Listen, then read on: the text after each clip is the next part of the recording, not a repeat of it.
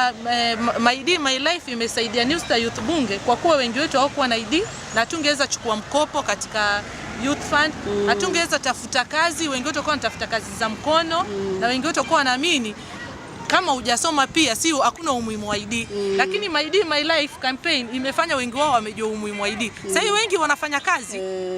Wengi wanafanya kazi. Hiyo ndio tunashukuru sana. Sasa hii at least community yetu ina watu wanaweza rauka asubuhi wakaenda kutafuta kazi kwa vijana. Wengi wamefungua account through hii campaign, wamepata ID, hakuna pesa kuweka kwa nyumba. Wengi wana line zao ziko kwa M-Pesa kwa sababu tu ya hii through My ID My Life campaign. Nashukuru sana kwa watu wa USAID kutuhamasisha. Hata nashukuru young mothers wengi wana ID, kitu ilifanya kagundua pia young mothers hawana ID.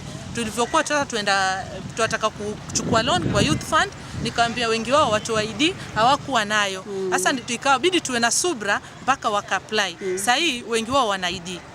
Sasa My ID My Life imesaidia sana. Si mimi peke yake lakini imesaidia community nzima na imesaidia pia New Star Youth Bunge.